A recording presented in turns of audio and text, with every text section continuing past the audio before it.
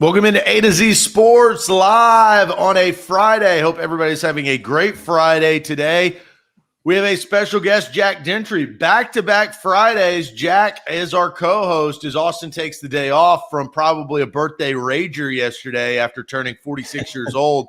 He may be feeling bad this morning, but nonetheless, we're feeling good because we are live here on a Friday, A to Z Sports. Going to get into the quarterback topic of the NFL draft. I'm really excited about this show because I think that we're going to get a lot of really good opinion on these quarterbacks. It will be the showcase of this draft because of already the movement to go up and get guys. And I think the lack of education that we know about Zach Wilson and Trey Lance and some of the other quarterbacks, I think will also play a part in this and how NFL teams think about them. Then we will shift to stock up, stock down. Who do you think will make the playoffs out of these quarterback needy teams? There's a lot of quarterback needy teams. I thought of some more that I didn't put on the graphic, Jack. The Denver Broncos, they're in this too. So who's going to make the playoffs first? We'll get that and ask that question. And then who's going to win this Masters? I've got a lot of work I got to do before 12:30.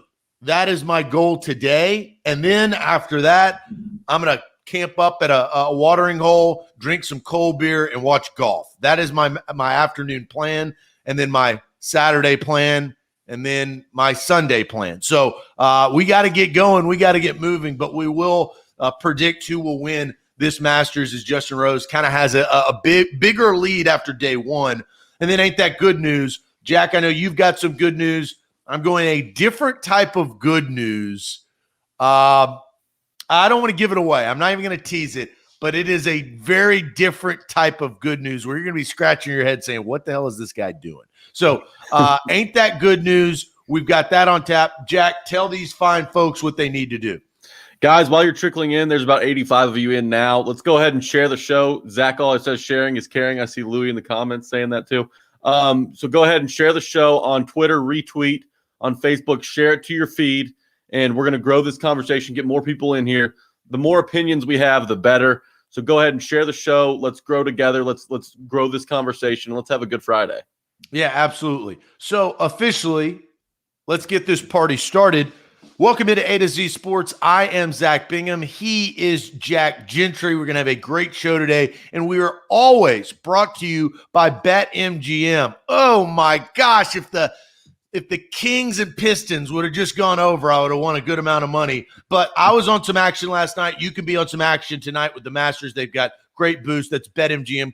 Promo code ATOZ Sports. Don't fumble on your recovery with the Bone and Joint Institute right there in Franklin. They are trusted for all of your injuries. If you've got a sore hip, sore shoulder, they'll take care of you. And Nashville's professional landlords. That's Renters Warehouse. RentersWarehouse.com. $89 a month can have you free and clear and not have to worry about being a landlord to your tenant. Or you can move out and rent out your house. It's a great way to create an additional cash flow. That's RentersWarehouse.com. CalvinandSuttle.com. We feature hardwood floors. As you can see, this bad boy. We feature hardwood floors all the time. That's CalvinandSuttle.com. And Wilson County Hyundai, WilsonCountyHyundai.com. Check out their inventory that will hook you up with the ride of your dreams, whether it's the Hyundai Palisade or the Hyundai Sonata that I drive. That's WilsonCountyHyundai.com. All right, Jack, let's get this thing lit. This is kind of what I was thinking today. There's a lot of quarterbacks that are swirling around this draft. The 49ers have already traded up to 3. The Dolphins have traded back and then back up to get in better position. That I drive. I think that the Falcons have the most power right now at 4 to possibly stick and pick and take a quarterback or trade back. But let's go through these quarterbacks, Jack, and say and ask everybody, are you in or out on what you think that they will be as an NFL quarterback? Let's start with the one, the only, Trevor Lawrence. Are you in or are you out on Trevor Lawrence, Jack? I'll let you take the floor. I have seen, the reason why I kind of thought of this, I have seen in the chat over the last couple of weeks that Some people may be out on Trevor Lawrence, which I think is it's not a popular opinion, but it is an opinion. Jack, what is yours? I'm 100% in on Trevor. How could you be out? What in Trevor Lawrence's time at Clemson makes you think that this guy, he can't do it in the pros? He's accurate, 70% completion rate last year. He's played and won in big games. Every single year he was a quarterback at Clemson, they were in the college football playoffs. They won the Natty in 2018. He just shows up in big moments. He's got deep ball accuracy. He's mobile enough to make defenses game plan around, his escapability. He ran for 8 touchdowns last year. I mean, what can't this guy do? And I get it, coming out of college, not every quarterback is a finished product. But with Lawrence, you're getting about as close as you can get. A lot of people say he's the best quarterback prospect since Andrew Luck came out of Stanford. And I kind of agree with that. I mean, he's I get it. He played in the ACC, which is a softer league than what a bunch of SC quarterbacks had to go through. But in the playoffs, he kind of showed everybody that just because I play in the ACC doesn't mean I can't sling it around against the big guys. And we saw that each and every year from Trevor Lawrence at Clemson. For me, to take a quarterback number 1 overall, you need to check all of the boxes. Accurate, check. Mobility, check. Big game player, check. IQ, check. I mean, this guy really, there isn't a whole lot left to be desired from Trevor Lawrence right now. I'm completely in on Trevor Lawrence at number 1. Now I get it. He's going down to Jacksonville, and he's going to have his work cut out for him down there. But with Urban Meyer in charge, maybe maybe something changes down there where they say, you know what, okay, and they have another pick in the first round at 25. So whether they want to use that on a receiver or offensive line help, which I think they should do at the offensive line position, it's going to take a little while. But for me, if it was my my team picking at number 1, it's a no-brainer. Trevor Lawrence is that. Let's go to the chat. Steven is in. Scott is in. Jeff Roberts says, I'm 100% in. Dude is a stud. Louis, the first out that we have of the day. Louis is out. Louis has some questionable he has some good and bad comments, just like everybody. That's our first out. Jeff says in. Brent says in. Oh, here's another out. Mark Beach says out. Out. Overrated from Dustin. Dom, out. Going to a bad franchise. All right, so now we're starting to pick up some steam, baby. I like it. Titans for Life says in, but he won't be as he was hyped up to be. So maybe fall a little bit short of the expectations of that generational talent label that a lot of people put on him. Ethan Ramsey says in and in on his future Head and Shoulders commercials with Mahomes. I think that he's got the flow. That's a Miss Cleo prediction that's probably going to turn out. TJ Strayhorn says he is out. Billy Jones goes in. Stacy says in. Daryl says in. Ronnie says in. Steven says out. No way. So, wow. Look, the majority are in, but there are some sprinklings of out. So I am in on Trevor Lawrence. I believe in the generational talent label. I think the one thing that will hold him back, at least initially, and could for the long term, is the franchise he plays for. Jacksonville historically does not do a very good job. They don't. They've been at the bottom of the league for years and years and years. They had one AFC Championship playoff appearance, and that was like 1 out of 7 years with a winning record, right? So it was an anomaly. That's what it was, because they're back picking number 1 in the draft, or back up at the top of the draft picking number 1. And then Urban Meyer, Jack, isn't that an experiment? I mean, we know the Nick Saban story. That has been confirmed. Can college coaches that have had success and won national championships go to the pros? We've seen it all across sports. College coaching is different than professional coaching. Can this work? And can Urban Meyer get the most out of Trevor Lawrence while, and here's the key, while building a championship team and culture around him? Do you think that can happen? I think that's more likely not to happen than to happen. So that's why I'm in on the player. I'm trending out on the situation. Okay, that's fine. And I agree on both fronts. Like, I just don't understand how you could be out on the quarterback. Because if you're out on him, then that means, you know what? Justin But you Fields, are your environment.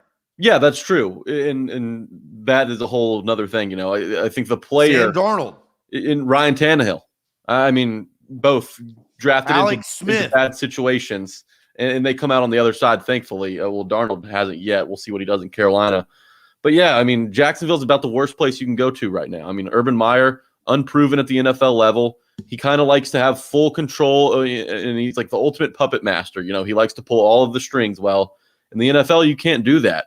However, with a rookie quarterback like Trevor Lawrence, I think there's a little more, little bit more of an understanding than it would be if he, you know, a veteran quarterback came in and was expected to be the starter. Their backup in Jacksonville is C.J. Beathard. While he's a great backup, you're going to start Trevor Lawrence week 1 if you select him first overall. So yeah, the situation in Jacksonville couldn't be worse. I guess if you're in New York, you could make a case for the Jets, but you just have to go Trevor Lawrence here, and I haven't seen anything in Lawrence's game. I get all the measurements and the 40 times and whatever. You can read into that what you will, but from a quarterback perspective, game tape really is the only thing that matters to me. And just time and time again, we saw Trevor Lawrence show up in big games. I get that he didn't play well against Ohio State, still threw for 385. Granted, he was trying to pull his team, from behind, but Trevor Lawrence has to be the answer at number 1. If he can't help Jacksonville return to relevancy, I don't know who can. They've gone all in on something that looks to work, but we're going to find out if it does. I do want to read this real quick. Let's go back to 2008. This would scare the ever-living hell out of me if I was Trevor Lawrence. The Jacksonville Jaguars, 2008, 5-11, 7-9, 8-8, 5-11, 2-14, 4-12, 3-13, 5-11, 3-13. The 1 year they had a winning record, 10-6, lost in the conference championship to Tom Brady and the Patriots. Up, let's shift right back into gear. 5-11, 6-10, 1-15, and now they're heading into 2021. And a big reason they made that run to the AFC title game behind a stellar defense, and the reason why they couldn't top the Patriots in that championship game was because of the quarterback position. Blake Bortles game managed his way to an AFC championship. Wasn't good enough to beat the Patriots when he was needed. If they had a competent, Bortles was competent that year. I think it was 2017. But if they had an above average quarterback, they win that game, in my opinion. They are a franchise that has mismanaged all of their talent. It was a place where we saw defensive leaders like Jalen Ramsey and others celebrate, Yannick Ngakoue celebrate getting out of Jacksonville. I mean, it was a prison. It was an NFL prison. Alcatraz East. And now you bring in Urban Meyer to change the culture when he's, this is a situation that is unfamiliar to him. I don't know. I get being out on the situation because I'm out on the situation, but I'm in on Trevor Lawrence, and you're in a division with the Texans. So hopefully you beat them at least once. If you're the Jags, you work your way up. You're not going to win the division in Trevor Lawrence's rookie year. Maybe not throughout the duration of his rookie contract, but it's something to work towards. And I think Trevor Lawrence is the perfect guy to build around if you're the Jacksonville Jaguars. All right, last thing before we move on to our next quarterback. Louis, who we talk about all the time, has his up and down comments. This is a good comment.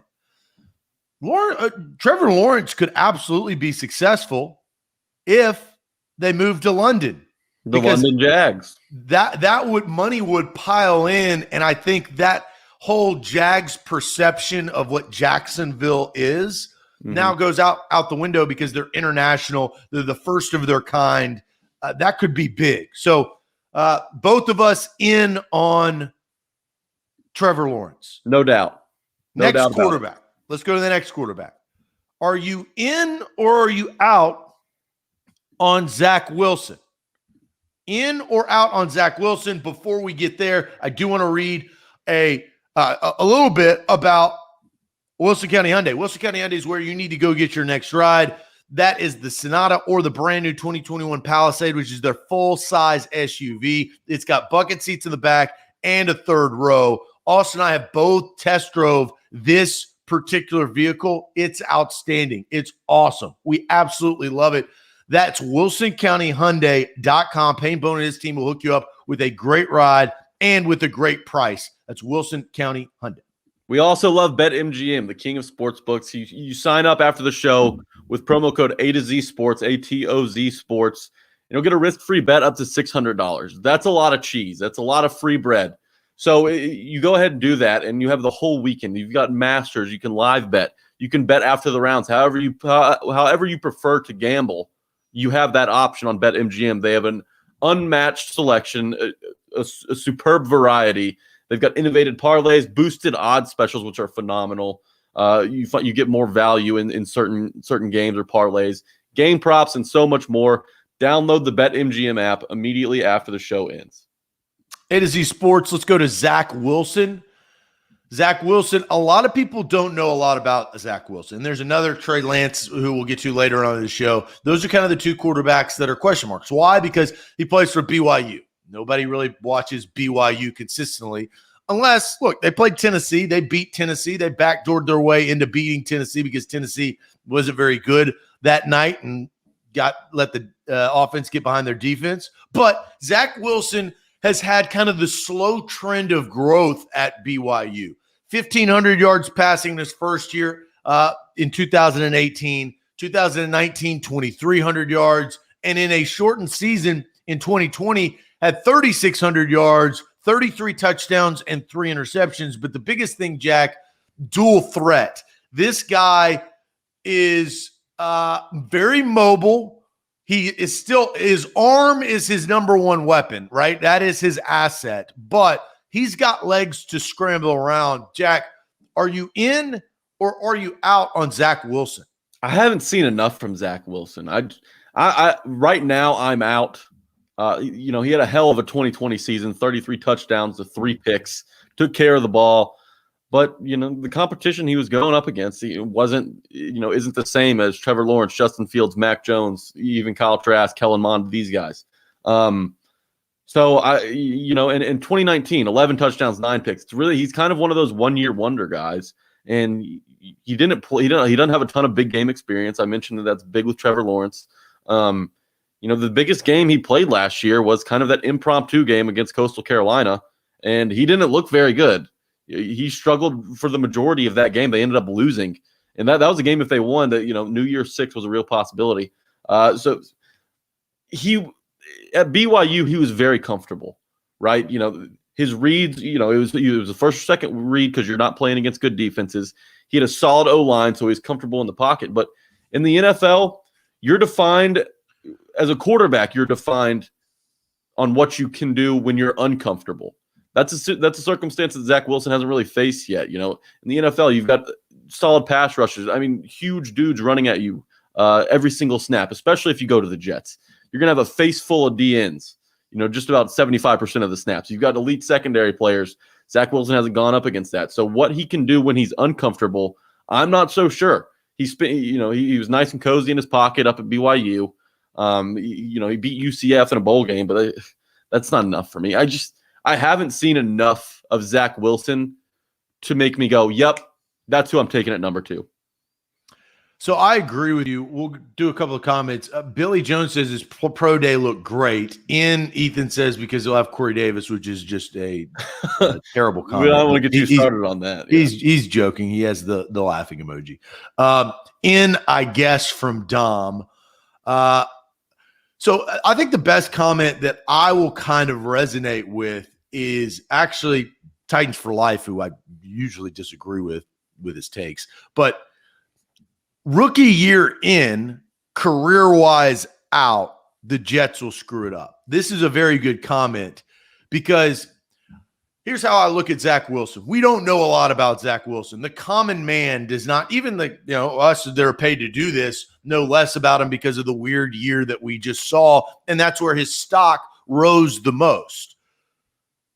The three things, though, that make me say out are the three things I question. BYU, smaller school with less competition, right? Now Yep. you're going to have to get over that hump. But it's been done before. There have been good quarterbacks that come out. Joe Flacco was out of Delaware, right? Like, Sure. he won a Super Bowl. That's fine. It can happen. Yeah, it's not unheard of by any means. Right? But it's still a question. So that's one question. The second question is the way he plays. I tend to think he plays more like Carson Wentz, right? Erratic, Really? sporadic, running around, not thinking about his body in the next play, but thinking about the play, right? And that can get you hurt. And once you get you hurt, you're more likely to get hurt on a bad team. The Jets are a bad team. That leads to my third thing is he's going to the Jets. The Jets just seem like they're the Lions. They're just in this purgatory of their ceilings are 8 and 8s, but they're always going to come back down. It's like the Jacksonville Jaguars. I just listed off their records since 2008. It kind of tells you everything that you need to know. Those three things are a recipe for me to say out. I think all of us could be surprised, and this guy's really, really good. That's why the Jets have just targeted him. They traded away Sam Darnold, and they're like, we need to restart. I think the last thing I'll say is I think that companies, let's just take sports out of it. If they're not doing well, they're just searching for the next thing. And I think the Jets are in that position. So I saw a comment that said Zach Wilson looked good in a pro day, but all of these quarterbacks are going to look good throwing against the air. So Jameis Winston looked good in his pro day. Throw that out the window. But another thing about the Jets that makes me a little hesitant to go all in on Zach Wilson, they just hired Robert Saleh. Robert Saleh, while he may be a great coach in this league, he's a defensive-minded guy. Their offensive coordinator, Titans fans are familiar with this name, Dowell Loggins. So, I'm not exactly sold on him either. Let's go wreck this league, Johnny Football. I just don't know about Zach Wilson. He's got the spunk and everything, but Johnny Manziel had the spunk. I just need to see more. I'm not taking Zach Wilson number 2. I think there's another quarterback, and we're about to get to him, who I would rather have at second overall. Okay. Could it be the next guy that we're going to talk about is Alabama's Mac Jones? Are you in or are you out? In the comment section, we've had a lot of good comments so far. Mac Jones, more of a familiar face, won the national championship last year by boat racing and steamrolling another quarterback that we'll talk about in the Ohio State Buckeyes. But right now, Mac Jones, are you in or are you out? Here's the unique part about this, Jack. The 49ers trade up to 3. They give up a ton of future draft capital. John Lynch making moves. But they also tell us is the key, that they're going to keep Jimmy Garoppolo on the roster. So they're trading up for a top 3 pick to draft a quarterback. They're not drafting anybody else. They're going to draft a quarterback. They're keeping Garoppolo, but they won't tell us who they're taking, right? So there is mystery involved, and that's to shake up some of the draft. They don't know who's 2. I mean, it's presumed that Trevor Lawrence and Zach Wilson, as we just talked about, are going 1 and 2. But who's going 3? So, Jack, are you, and the chat, are you in or are you out on Mac Jones? For me, Mac Jones is the most difficult quarterback to properly grade in this draft. And it has nothing against Mac Jones. He's a winner. He got it done at Alabama, national championship. If it wasn't for Devonta Smith, Mac Jones hoists that Heisman last year. He's got unfortunately for Mac Jones, there's too many question marks. He's one of those Bama QBs. When you think of draftable Alabama quarterbacks, yes, you had Tua, and granted, he didn't play well in his rookie season. He ended up getting benched for an old man, Ryan Fitzpatrick. You have A.J. McCarron, Greg McElroy, Brody Croyle a long time ago. All of these names are quarterbacks that just didn't pan out. We're drafted too high. And I'm worried that might be the case with Mac Jones. On top of that, he made good throws last year, but it's hard to really hone in and really kind of analyze his performance last year when you have guys to throw to or over his career like Jalen Waddle, Devonta Smith, and more. I mean, he's a really difficult one for me. I think I am out right now. I could see him developing into a starting quarterback in the NFL. I don't think he has the ceiling that Trevor Lawrence, Justin Fields, even Zach Wilson have.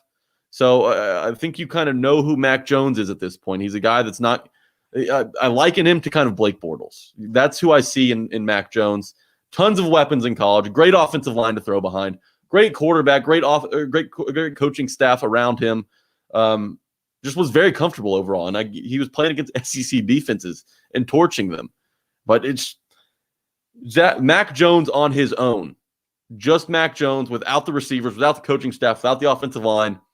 I think I'm out. I'm out on Mac Jones. All right, let's go to the chat. Datsun says Mac Jones in 100%, but Billy comes without. Louis goes with in. Mark says in like hair in a biscuit. Hell yeah, Mark. Okay.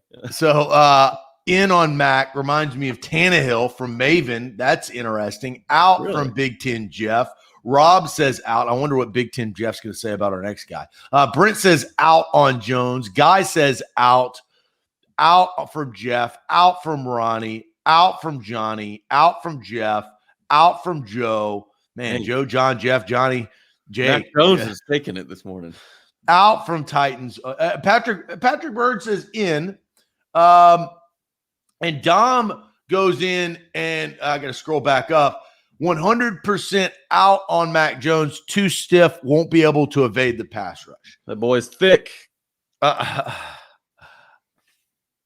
right. 2 comments.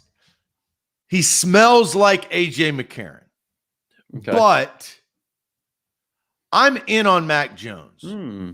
And I'm in on Mac Jones because of where I believe his destination will be, which I think is key. The reason why Russell Wilson was so successful is because he went to the Seattle Seahawks and he thrived in the situation he was in.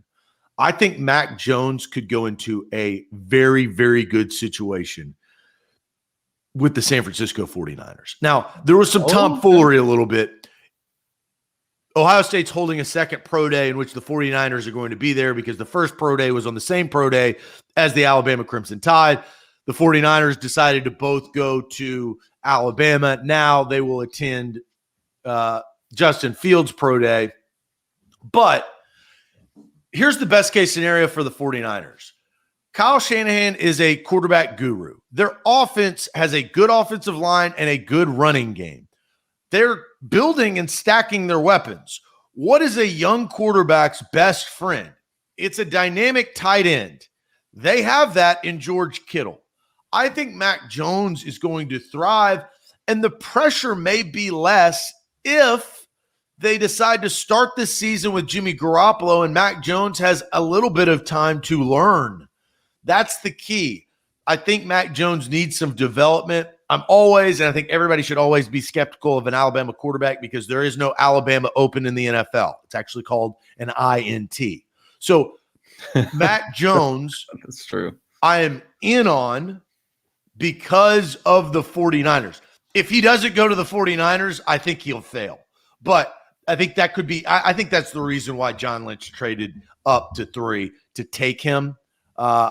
But that's my opinion on him. I see something in a pro-style quarterback that Kyle Shanahan can do similar things with Mac Jones as he did with Matt Ryan in Atlanta during his Super Bowl run.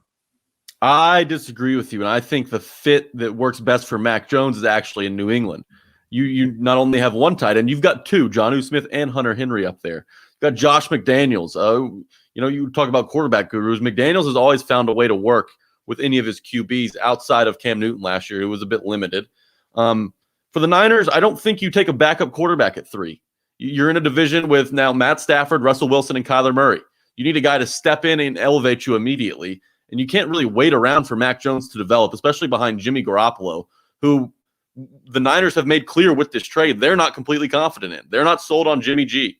So I don't think Mac Jones in San Fran works like it would, up in New England where, he has more time to grow. He has more time. I just don't think that he's not going to have an opportunity to get to New England unless, and the rumblings are starting to come in about the Patriots trading up to 4 with the Falcons, but he still may not be there, right? So Mac Jones, I think, is long gone. That's like, it's a pipe dream.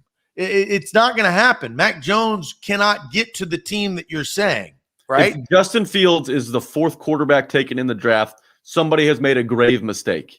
If you elect to take not only Zach Wilson, but Mac Jones in front of Justin Fields, you are going to regret that decision for an entire decade.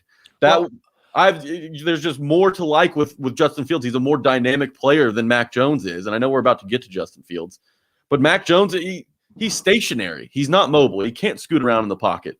He hasn't had to scoot around in the pocket. We haven't seen him really on the run. Mac Jones, to me, is the fourth best quarterback in this draft, which is great. He's going to be a first-round draft pick. But if you take him third overall in San Francisco, a team that's in win-now mode with the Rams and the Seahawks and an improving Cardinals team, huge mistake. I do find this hilarious that, and it happens all the time. People are like, well, he can't move around in the pocket. He's a pocket quarterback. That's what he is. Peyton Manning wasn't fast. Tom Brady's not fast. You can move in the pocket. He can move within the pocket. He is a pocket quarterback. But look at the quarterbacks who are succeeding now. You have Josh Allen, Russell Wilson, Kyler Murray, all of these guys. Ryan Tannehill can move. Patrick Mahomes can move.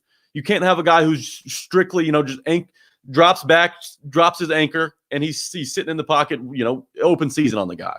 You can't have a guy like that anymore. The NFL is evolving, especially at the quarterback position. No, it can work, and it has worked. Over the last 10 years, all of the quarterbacks, the majority of them, have all been pocket passers. Ben Roethlisberger, Eli Manning, Drew Brees, Peyton Manning, and Tom Brady. There you go. They're all Joe Flacco. I'll sprinkle in a little Flacco. How many of those guys are effective in the league right now?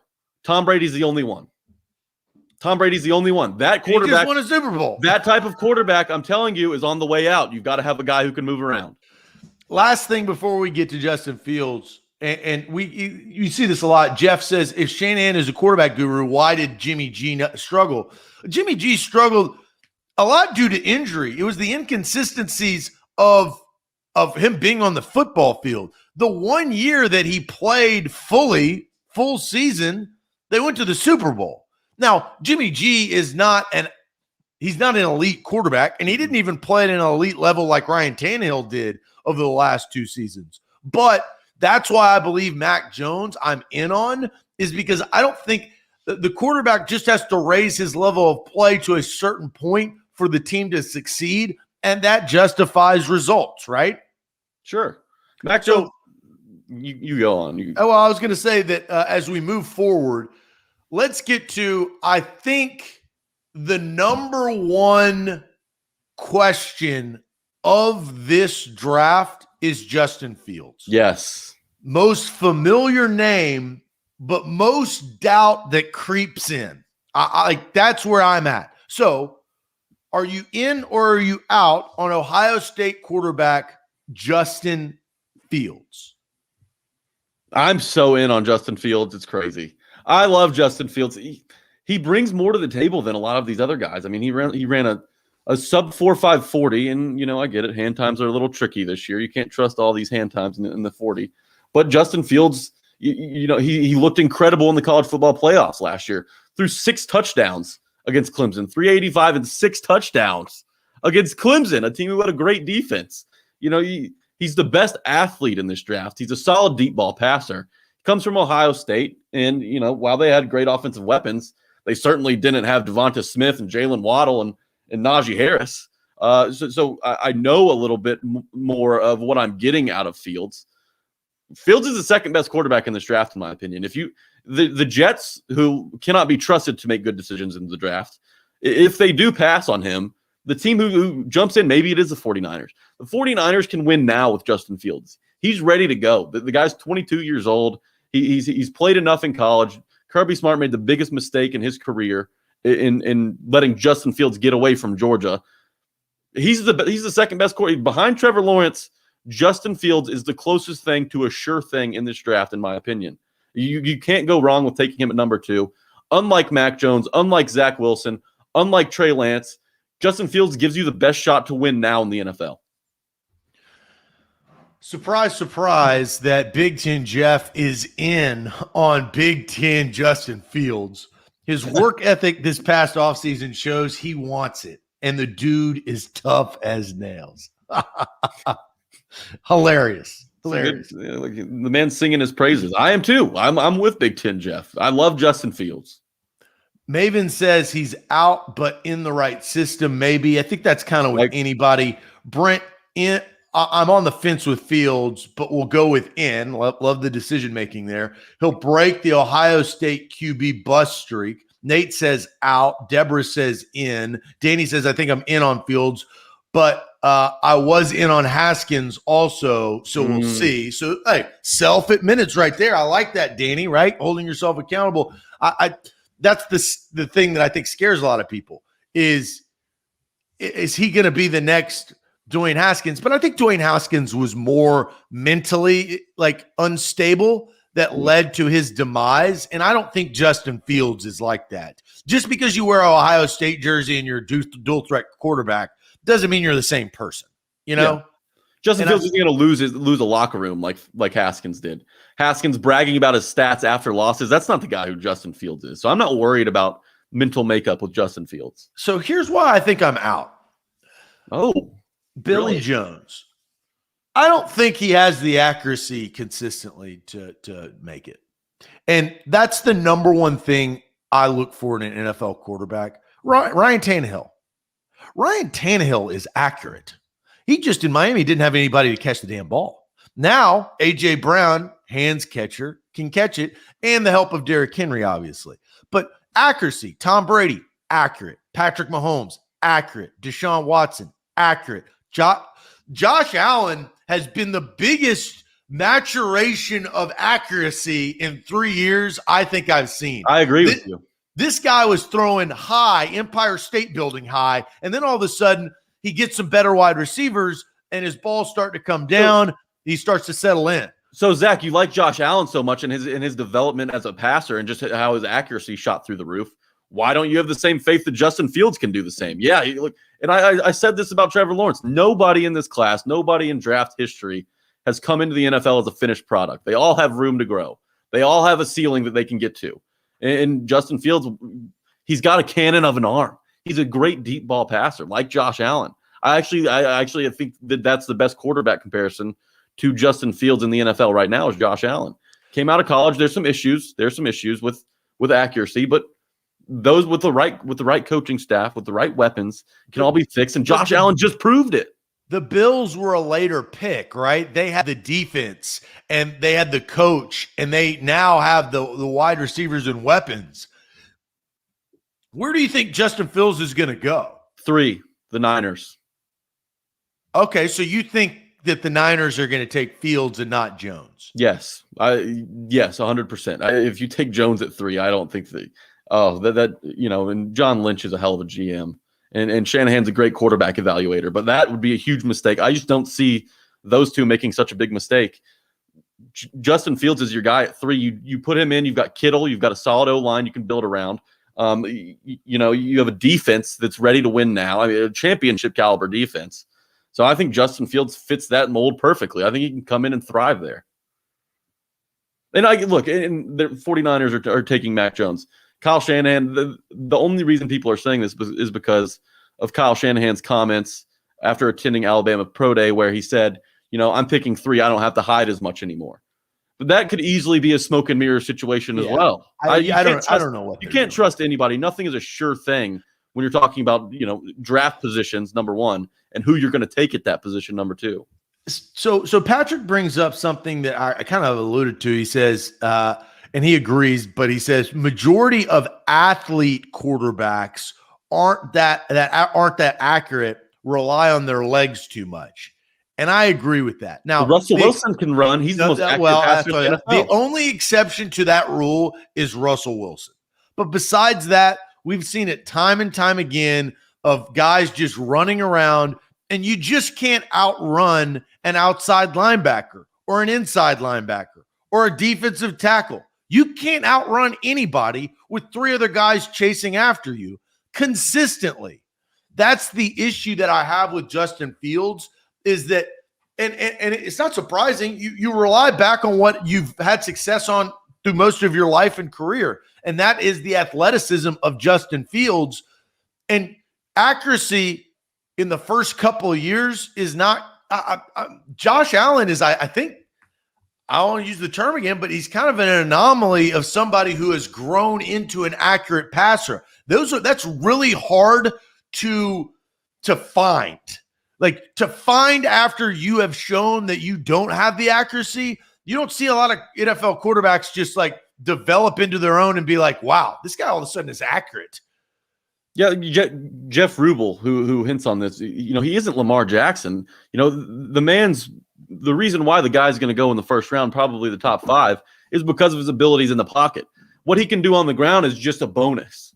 And that's what you like we just talked about, the Eli Mannings, the Phillip Rivers, the Drew Breeses. Drew Brees could move a little bit back in the day, but Tom Brady, I mean, those Peyton Manning, those guys, that type of quarterback is kind of moving away from where the NFL is headed now. You need a guy who can not only sling it down the field, but can also threaten you with your legs. Defenses, when you're game planning for a Justin Fields offense, you've got to worry about the long ball, and you've also got to worry about his legs. You got to almost spy on the guy. I mean, very few defensive coordinators in the NFL can really do both. Have the secondary to lock down the back end, but also have the front 7 to contain a quarterback who can move like Justin Fields can. He's not primarily a runner. This guy can sling it all over the field. His passing ability is what gets him so high in this draft. What he can do on the ground is what elevates him even further. All right, so we will see. That's the best part about the draft. We've got now less than a month until Fields actually gets a team. I think his ceiling is the best of the best. Best case scenario is Russell Wilson, right? I mean, that if Justin Fields becomes that type of quarterback, wow, that's a home run. I don't think that's likely. I think he's somewhere below that. It's hard to find another comp to what Justin Fields can do. The worst case scenario is EJ Manuel. Oh God, come on. Don't put that evil on him, Ricky Bobby. I said worst case scenario. Everybody's got a best and a worst case scenario. That's his worst case scenario. Well, that's fine. But Justin Fields is a bit different. He's part of this new modern quarterback. I think he's closer to Josh Allen than he is to anybody else in the league right now. He's 6'3", 220, a big frame. He can move 4.49 40-yard dash, and it was at a pro day, so he's a leader with an asterisk. He has leadership, and we haven't talked enough about what he did against Clemson in the college football playoff, the biggest game in his career. Outside of the Bama game, and look, Bama makes every quarterback they play look human, but against Clemson, 6 touchdowns and shouldered that Ohio State Buckeyes team to get to a national championship appearance against Alabama. Justin Fields has just proven the most in his college career. He's proven more than any quarterback in this draft outside of Trevor Lawrence, and that's why I think he's as sure of a thing as you can have in this draft. And when you're excluding Trevor Lawrence from the conversation. Well, that's what Juan's saying. He agrees with you. You said he's clearly the number 2 overall quarterback. So does Juan. So that's why we're having this conversation, because there's so many different quarterbacks and so many different opinions on if they can be good or not. Last quarterback. All right. The last guy we have before we move on to the teams, which I'm also curious to see how people will answer. In or out on a guy not many people know, and that is Trey Lance. Trey Lance, I feel like, has been climbing up the board, but he's like the guy. He's the silent assassin, right? Like nobody knows about him, but all of a sudden you're dead, right? So let's get to Trey Lance. But first, I do want to tell the fine folks about the Bone and Joint Institute. Don't fumble on your recovery. If you have something that has been haggling you, like a shoulder injury or a hip or a knee or a joint, a wrist or an elbow, the place to go to get that looked and checked out is the Bone and Joint Institute right there in Franklin. Do not fumble on that, because that can build up. Look, I know I've got a doctor right there that is in the Bone and Joint Institute, Dr. Thomas. He has taken care of me. He has operated on my shoulder. And really, I mean, it changed my life. Now I'm back being active. I was playing a little sand volleyball yesterday. I couldn't have done that without Dr. Thomas going in there, scoping this bad boy and get me back to health. He can do that along with some other doctors that are specialists in their state-of-the-art facility in Franklin. We've broadcasted there.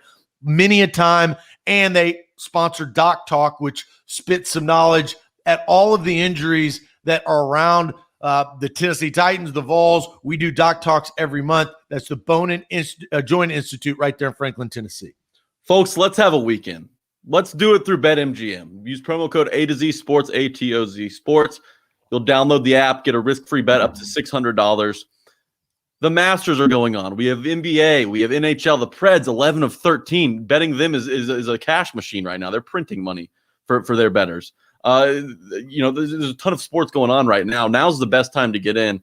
After this weekend, we're kind of entering the dog days of the sports season, waiting around for the NFL draft, mid-season baseball, regular season basketball, hockey's on the back end of the regular season. But there's still so many things to bet on, and you should do it all through the BetMGM app, the king of sportsbooks. Download the BetMGM app today. All right, Trey Lance. Nobody knows who the hell Trey Lance is. Everybody should know. You should know who he is. He's going to be a guy that's going to be taken in the first round of the NFL draft at the quarterback position. Those guys are generally pretty popular. I get if you haven't seen him play, but you should know who he is coming into this draft. North Dakota State, Carson Wentz is the only other guy that anybody knows that came from North Dakota State. The one thing I do know about Trey Lance, and this is a tough question, like it really is. He's 6'4". That's the one thing I know. This man is tall, right? He's a unit. built. That is valued in the NFL. I like that about him. He doesn't have a lot of experience. Didn't play a lot last year. Now, he had 28 touchdowns and 0 interceptions in 2019. North Dakota State was good, but their competition is trash.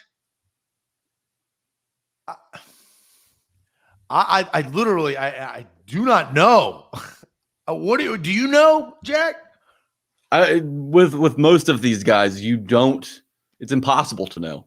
But with Trey Lance, it's even more difficult. No, it's a blind Tinder date. But this is what Trey Lance is for I feel like a ton of people. Trey Lance has enough on paper to get an idea of the type of player that he can be at the next level.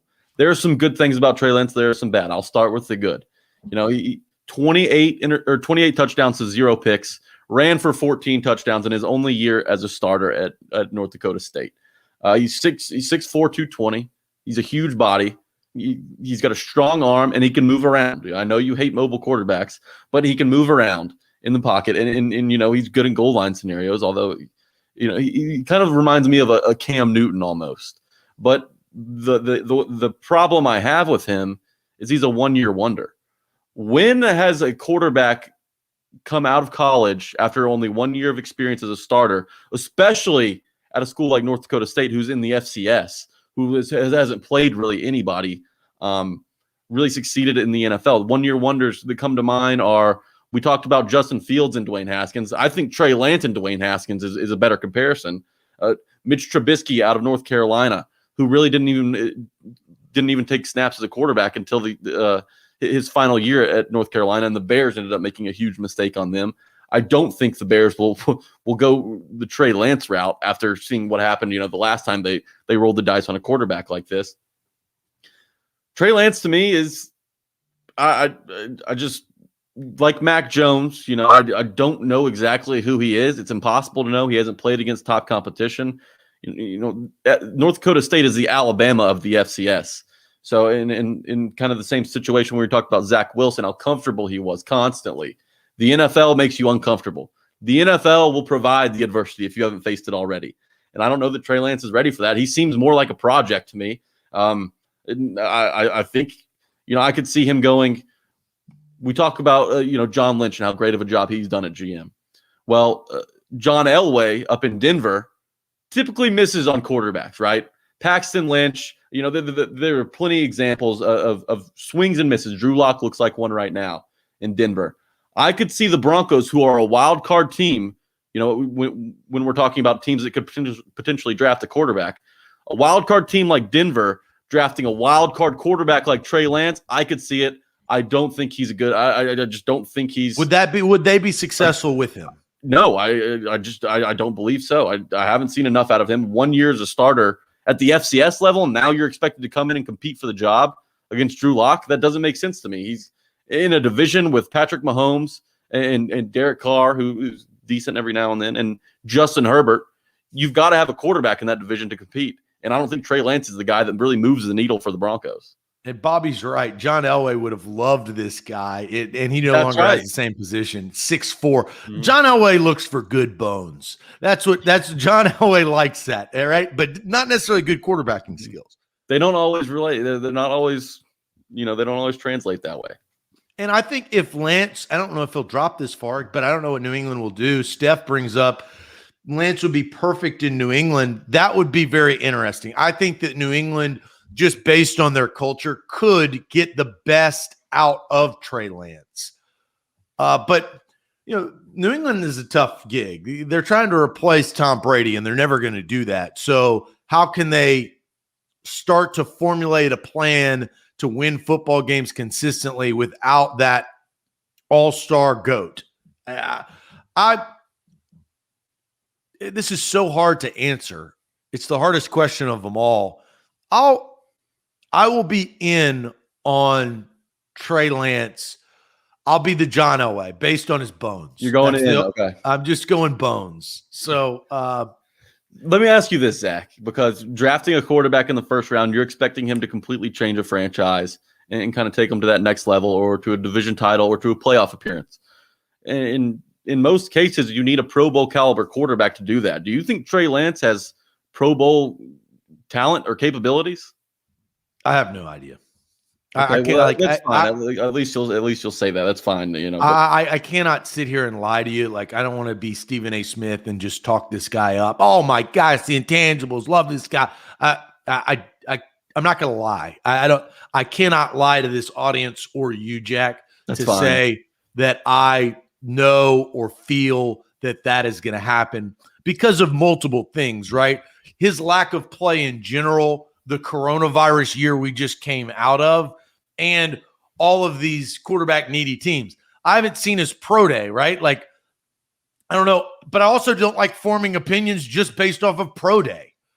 Very fair, very fair. So I this is Trey Lance out of all of the quarterbacks. He is the most. I'm very curious to sit back, wait, and see. Because Josh Allen, we talked a lot about the Josh Allen comparison out of Wyoming. This is Trey Lance. Oh, man. Is it? Yes. You think so? Josh Allen is the Trey Lance, right? And vice versa. Because nobody knew anything about Josh Allen except for he was big, tall, strong, had a rocket arm, was mobile, and he couldn't even win games in Wyoming. But that is the biggest thing. I compare out of all these quarterbacks, the most likely to be like Josh Allen. Like, Trevor Lawrence is a separate entity, right? He's the closest to a finished product that we have. You talked about it. Nobody's a finished product going into the league, but he's the closest there. How? He's only started for one season. He's unproven. No, I'm talking about Trevor Lawrence. That Trevor Lawrence. Yeah, he's the closest thing to a finished product. Yeah. All the other guys, I want the next Josh Allen. And the closest guy that I see that could be the next Josh Allen is not Mac Jones, is not Zach Wilson, is not your boy Justin Fields. It's Trey Lance. Oh, gosh. I wish you'd get off this hill before you die on it. But look, Trey Lance is kind of like the Jordan Love of this draft, right? You're going to draft him. You're not going to throw him into the fire immediately. He's going to have time to sit back, learn, develop as a quarterback, which he hasn't had time to do. He's going to go in the top 15. Jordan Love didn't do that. No, Jordan Love went late in the first round to the Packers. He's going so that's the difference. Aaron Rodgers until he's going to be drafted so high that Trey Lance, I think, is going to play. To play Trey Lance after only one season of FCS experience would be difficult. But if he goes to a team that doesn't have expectations, he has time to learn and grow, and has time for the NFL to teach him those lessons that eventually, at any point in all of these guys' careers, will be taught. So Trey Lance is a project. He's a project. And look, he could work out, but I'm talking, the other four guys can potentially come in, start in their rookie season. And I see a way for all of them to have success. I just don't see Trey Lance immediately coming into the league as a starter. And that's fine. Not all great quarterbacks start their rookie year. But Trey Lance, there's more question marks than there are checked boxes for me. All right, so let's move on to this because I like this topic. Where this kind of moves right into our next topic. I have my opinion on Trey Lance and where I think he should go, and I'll get to that. But the question we're going to ask you guys is which QB needy team, we've just talked a lot about the quarterbacks, but which QB needy team or teams, so we'll give you two because, it could be multiple teams to make the playoff, but which QB needy team or two teams will make the playoffs this year? You cannot have three. You can only have two, or you could just pick one. But which QB needy team will make the playoffs this year? Max of two. But first, I am going to talk and tell you guys about Calvin and Subtle. We feature these hardwood floors on our show all the time. Calvin and Subtle is where you need to go to replace your hardwood flooring. Rip up that old carpet. Rip it up and replace it with good, nice hardwood floors from Calvin and Subtle. 615-448-6414. That's 615-448-6414 or online at calvinandsubtle.com. They will install and order the material within one to 2 weeks. That is huge. That is rapido, my friends. That is moving quick. That is Speedy Gonzalez quick. That's what I'm talking about. They're going to come in and they're going to rip up your carpet. They're going to put in these brand new hardwood floors at a very rapid pace. And then all of a sudden, you're going to be sitting pretty in the summer. 615-448-6414 or online at calvinandsubtle.com. Want a way to pay for some new hard floors? Download the BetMGM app and use promo code A to Z Sports. You'll get a risk-free $600 bet. You immediately turn that into $600 of your own. Boom, you can buy hardwood floors. Look, this is the best app you'll find, amongst all the national sportsbook apps. The variety, the selection, there isn't a buffer time when you're looking to place a bet to where lines may move in between the time you place them and when they actually go through. This is the best app for in-game parlays, odd boosts, innovative parlays, which is, the best way to build your money and be able to buy some new hardwood floors from Calvin and Subtle. So go ahead and download the BetMGM app today. I've got it. Zach's got it. Austin's got it. It's awesome. Go ahead and do that as soon as the show ends. One thing is for sure, there are a lot of QB needy teams. That's the reason why we asked the question. Well, let's go over those teams first before we start putting them in order. But I think that there's a ton of teams, right? I think you could let's set the record straight for one. So this is how I would think. And we have a ton of comments, but the Patriots are a quarterback needy team, even though they have Cam Newton, right? The question that I would say, would you put the Steelers as a quarterback needy team, even though they have Ben Roethlisberger? Wanting and needing are two different things. I think the Steelers would like to have somebody other than Big Ben to kind of have waiting in the wings. That could be a Trey Lance opportunity. They don't need him. They don't need a quarterback right now. They don't need one. So I think Cam Newton, I could see them benching Cam Newton again, and that's why the Patriots need a quarterback. Looking at the way Cam Newton played last year, he was skipping rocks half the time when he was trying to throw passes, further than 10 yards down the field. So they need a quarterback. I don't think McDaniels and Newton are a healthy marriage. I don't think that's going to work out in the long run. So yeah, I'd put the Patriots. They definitely need a quarterback. So let's read some comments. The question is, which QB needy team, two teams max, will make the playoffs this year? A lot of 49ers coming in here. Scott, Puka, Brent all say 49ers. Dadson says the Bears. Rob says the Pats and San Fran. New England and Miami from Steven. None from Brian. So I thought we were going to get one of these comments, and I think I respect it, but Brian goes none. It's tough because, Brian, I would agree with you a couple of years ago when there were only 6 playoff teams, but now that they've added 7 and 7, you kind of playing the odds that one of these teams is going to get in. Miami and San Francisco from Gregorman. Ronnie says Niners and New England. San Fran and New England from Daryl. Tom brings up the Steelers and the Saints, question mark, right? Those are good question marks. The Saints, I think, are a great example of a quarterback needy team, but that's my personal opinion on the quarterbacks they have on their roster. I've watched Jameis Winston. That dude blows. He ain't any good. I don't believe in Taysom Hill. I don't I either. think he is more like Zach Wilson, which I don't believe in either.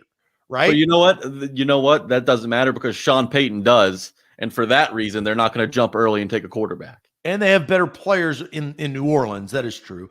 Maven says Patriots, 49ers. So does Kevin. Zach says 49ers in Denver. Von Miller coming back. So they have their defensive leader back. And they also have another defensive player coming back. So the Broncos, they got to fix they're a quarterback needy team. They got to fix that.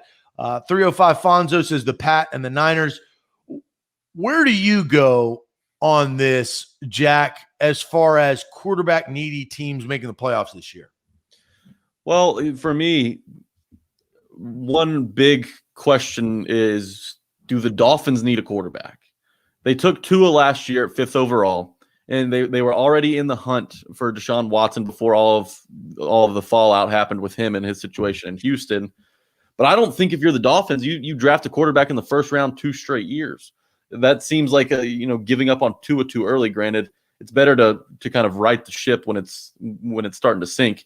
Dolphins have picks 6 and 18, so they could take a quarterback with one of those. For me, 2 teams that will make the playoffs. I think the teams that have the best chance are, yes, the 49ers. That seems let's time out on the 49ers. They got to deal with Seattle, they got to deal with LA, and they got to deal with Arizona. Yeah, so that's the only thing that makes me hesitant on them. But, I think that there's a way for them to get in. Of those teams you mentioned, they probably have the second best defense behind the Rams in that division. So you don't have to have a quarterback like Russell Wilson or even like Matt Stafford to get to the playoffs. I think there's a wild card spot available for the 49ers if everyone stays healthy on defense, if Bosa stays healthy, and Kittle as well on offense. He was he had injury issues last season. If he stays healthy, he's going to be a rookie quarterback's best friend. So 49ers are at the top of the list. There's just less moving parts with that team. The Dolphins, I think we can kind of toss them aside for now. I don't think they'll draft a quarterback. They would like a proven vet instead of rolling the dice on another rookie quarterback after a rough start to the Tua era down there. The next team that could make the playoffs, that I think has the best chance to make the playoffs by drafting a quarterback, is the New England Patriots. I think the Patriots are positioned the best to make the playoffs. They have 2 tight ends that they just brought in. So they have weapons. And look, they're going to have to figure out the wide receiver position as well because Edelman's not playing this year. He's got bad knees. The Patriots and Bill Belichick, you can't rule them out ever. They've got the Jets in the division. They've got the Dolphins who, if Tua is the guy this year, I don't know really the ceiling for Tua. I don't think the Dolphins are a 9-10 win team with Tua playing 16 games. So I don't really believe in him.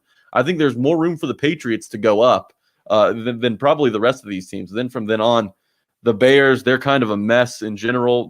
The coaching staff, the front office, the offensive line, their wide receivers, they're kind of a mess. So I put them, New England and who? New England and the Niners. Those are my 2 teams. All right. I like the Niners. I've talked very highly about the Niners. I don't think next year is the year that they make the playoffs because of their conference and, more importantly, their division. That the NFC East is not going to blow like it did last year. There's going to be better teams. And we had a Washington football team.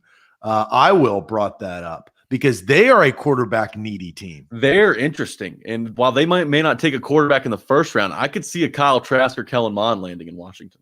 I could see a Kellen Mond. And I'm curious where Kyle Trask will go as well. New England, I think, is the correct answer on one of these, right? I'm with you on there. They'll have Cam Newton. They will draft a quarterback probably. So there's that. So I'm stuck between 2 NFC teams. Both playoff teams last year. The Washington football team and the Bears. Okay. The Washington football team, I think that's going to be my decision because the Packers have Aaron Rodgers and are probably going to win that division. I can't say the same thing for the NFC East. I would presume that Dak Prescott comes back healthier for the Cowboys and they're the leader in the clubhouse. But the Giants have made some moves to improve on Daniel Jones, if he could just hold on to the damn football. And then the Eagles, can Jalen Hurts put it together for a full season? So with no wide receivers. Right. I will go with, but the Bears have Allen Robinson, and I don't believe in the Vikings, and the Lions are the Lions. I'll go with the Washington football team and the New England Patriots. Those are my two teams. I'm confident in that. I like those two picks. I like it too. Washington they just signed Ryan Fitzpatrick. They had Tyler Heineke, who showed out in the playoff loss last year to Tampa, but he looked good, and he had some moments in that game. So you're going to bring in a third quarterback to those. I don't know which one, Fitzpatrick or Heineke, you really move on to, because look, you're not going to waste a spot on the 53-man for a third quarterback. That just doesn't seem to make sense to me. But they're in the position where they deserve to roll the dice and try and find a new guy. I think. Well, they're going to have to, because they're going to be in that purgatory, as we talk about, where the Washington football team is 8-8, 7-9, or 9-7. Well, now it's changed because of the 17-game schedule, so they'll have one more win or loss. But they're going to, if you stay there, you're never going to get your big-time quarterback, or you're going to have to get really lucky and draft a guy in the second or third round that you are high on. But the odds of him hitting the way that you need him to hit are less likely. So they're going to have to make some moves. I think this is the draft to make some moves, because 4 quarterbacks are going high. Maybe even 5 quarterbacks are all going high.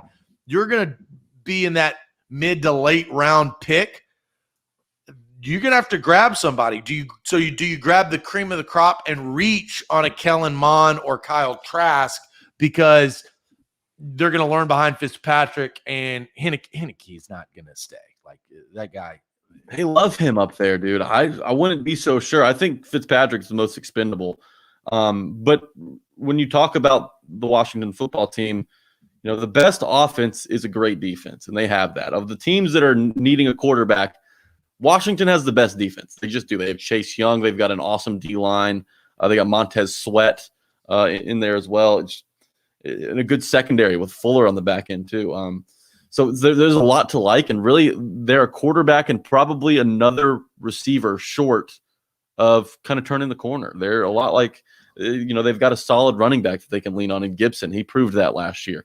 They've got Terry McLaurin, who was drafted. He's kind of the forgotten guy in that draft with A.J. Brown and D.K. Metcalf. Sure. I like Washington. And your point to they have an easier path to the playoffs, I'm on board with. It's tough sledding out in the NFC West, where in the NFC East, you can win 8 games and you're the division champ. Yeah, I know. That's crazy. All right, quickly before we move on to good news, and we both have some good news. I've got some strange good news, some social good news, but strange. Who do you think will win the Masters this weekend? Give us your pick in the chat. Who do you think will win? We'll kind of touch on this and then go to good news. But who do you think will win the 2021 Masters? First, though, I am going to tell you how you can win by becoming a landlord and not having to do a whole lot. $89 per month.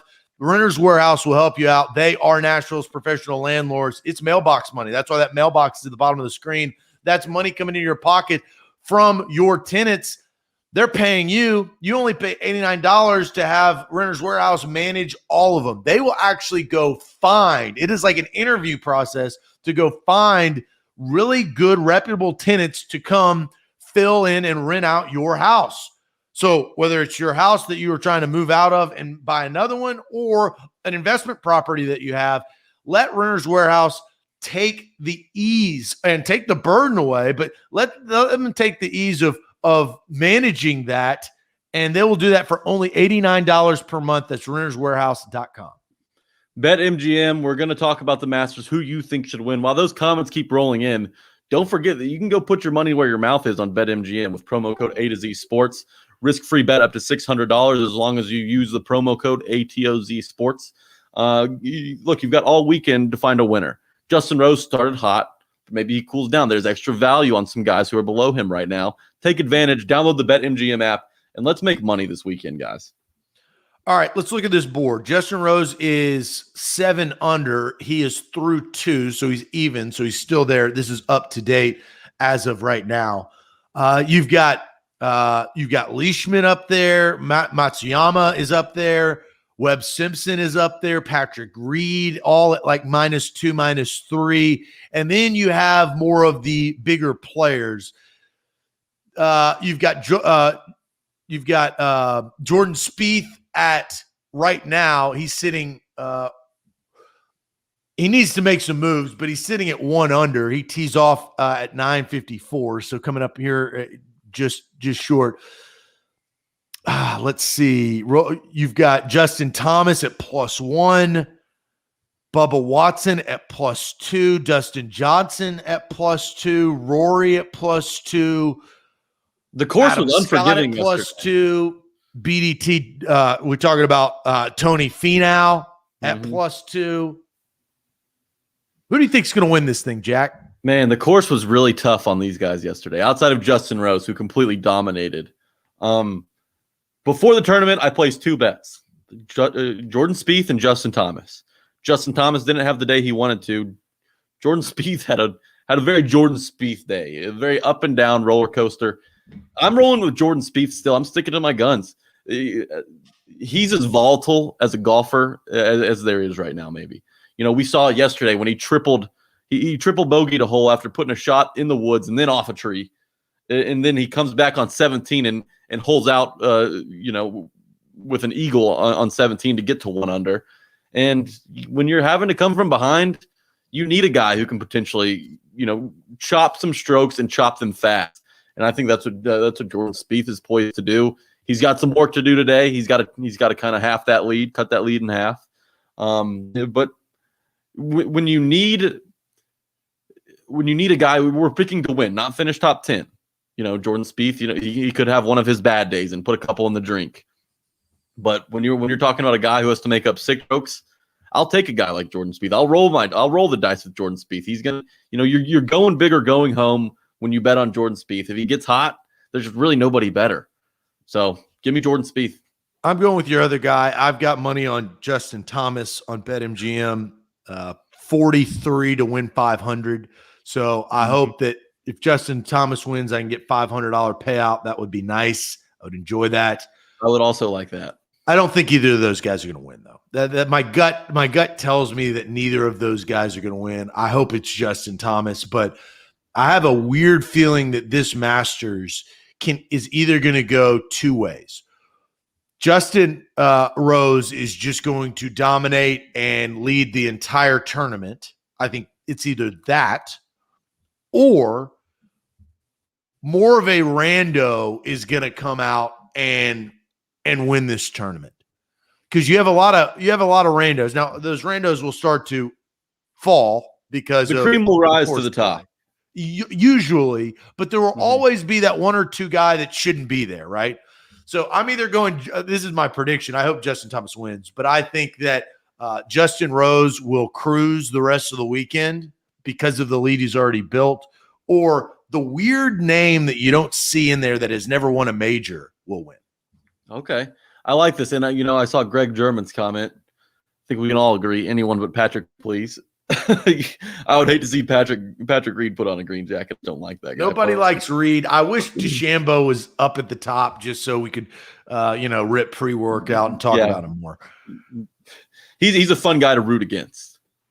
Yeah, villain. Everybody needs villain. Yeah. Patrick Reed's a villain. DeChambeau's a villain. Sergio's a villain. So that's good for the game of golf. All right, guys. Justin Thomas. Let's go.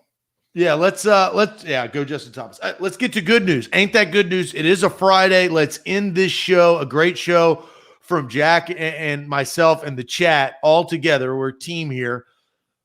Ain't that good news? Tell us your good news on this Friday heading into the weekend. It is Masters weekend. The sun is shining here in Nashville. I don't know wherever you guys are, but it's a beautiful day. I've got some work to take care of. Jack and I, we've got some work after the show, and then I've got to go do some things. But I'm trying to start my weekend early around 1:30 or so, and saddle up, pony up, and start watching some golf. That's my plan. That's good news, but that's not my good news. Jack, lead us off, and also the chat. Make sure you comment your good news. What is your good news going into this weekend? So if you know me, you know I love my gambling. You know I love betting on sports. I'll be in kind of the promise this weekend. It's like the Kmart of Las Vegas. I'm going to Tunica, Mississippi on Friday night. My buddy's having a birthday party in Oxford. He's coming back home. His parents live there. So me and a bunch of friends are going to go to Oxford. But since I'm working late tonight, I'm gonna cut the drive and going to stay in Tunica overnight and see if, maybe the trip pays for itself. But we'll see. So I get to step into a casino for the first time in over a year. I'm really excited. It's a place that in college I went to Ole Miss. I probably made more trips to Tunica than I did back home to visit my parents. Hope they're not watching. But I love Tunica. It's a fun place to go. That's where I'm going to be on Friday, or that's where I'm going to be later on tonight. I'm curious to see. I went to a casino in Arizona in February, and they have the plastic screens up, and you had to wear masks. That's Arizona. Arizona is very different than Mississippi. So, Curious to see how your experience is. Not only if you win, I'd like to know if you win, but just the experience in Tunica as far as COVID is concerned. Let's go to the chat. Ain't that good news? Aaron says it's going to be a high of 90 here in San Antonio. So right there in San Antonio, Tim Duncan land, it's going to be hot, 90. It sounds like Texas. Puka says had second vaccine shot with little side effects. So that's good. Congratulations to Puka. That's great. Finally get to turkey hunt tomorrow. Ain't that good news from Danny? Mm-hmm. Zach goes with the weather as well. Supposed to be 75 degrees in Chattanooga. Let's see here. Sun's out from Louis. Sun's out, guns out. Kevin says COVID test was negative. Turns out it was allergies. Ain't that good news? That's great news. Good news, right? Nobody wants to quarantine. Aaron says, ain't that good news? WrestleMania is tomorrow and Sunday. Got his first vaccine shot on Wednesday. So that's looking towards good news. Zach says, my other good news is opening weekend for the Braves. That's right. That's right. The Braves say they got a bad start, but hey, they're coming back. I'm telling you, don't sleep on them. Got stimulus checks in about time from Stacy. So here's my good news. Mine's weird. My good news comes from a sex tape. That's my good news comes from a sex tape. Don't tell me it's yours. It's not my sex tape. Okay, that's much better. That is the good news. The good news is Dave Portnoy, if you've been following this story this week, had a sex tape leaked. I hate cancel culture. Anybody else who had a sex tape would be 6 feet under the ground. Did you watch it? Yes, I did view the sex tape. It was like it's like 40 seconds. It's 40 seconds. It's making its rounds on the internet. I'm not pulling any punches. But the good news is this: that you can have a person that completely sticks a middle finger to cancel culture. And that's what Portnoy did. And I respect the hell out of that. Not many people with the power that he has and the money that he's responsible for in the company that he brands and owns partially can just say, F you to society. You're not going to cancel me. With all of these pitchforks on Twitter, on Facebook, on Instagram, on regular news, traditional news, they just really want to shoot you down. They want to kill you dead in the streets, drag your body, bury you, and never see you again. That's what they want to do anytime these happen. What did Portnoy do? He turned on his video, turned on his phone, did a video, and said, hey, look, it doesn't matter. Who cares? Who cares? I don't care. Why should you care? Boom, it's over. So my good news is not actually the sex tape. I don't really care about that. It is the fact that he was not canceled. There is no repercussions on something he literally didn't do anything wrong because, look, it came out that the young lady, it was consensual. And so there ain't no problem with that. It may be weird. It may be, a little much, but he just completely killed cancel culture for at least 1 week. Now, it will come back and rear its ugly head. But you know how I feel about that. That is my good news, that somebody was bigger than these jabronis on the internet with opinions about trying to just kill somebody dead in the streets. How much bigger? I'm just kidding. But there are three people. there are like three people in this great world that we live in that are uncancelable. One, El Prez, Dave Portnoy. Two, Lane Kiffin down in Oxford. Can't cancel him. Three, the great Derrick Henry. I can't imagine he can do anything to possibly ever get canceled. Those are my three uncancelable people in the world that we live in today. Pretty good list right there. Yeah. Pretty good list. All right, guys, pretty good show. Thank you guys for joining on a Friday. Hope you have a fabulous weekend. It's Friday. Take a deep breath, ride out into the weekend. Enjoy the weather if the weather is nice. Enjoy the Masters because that will be going on. It is April. We're heading into spring. Things are opening back up. When LA reports that they're opening back up in June, something is going well, right? Something's trending in the right direction. So be safe, but live your life. Jack, great job today. We will see everybody again on Monday. Adios.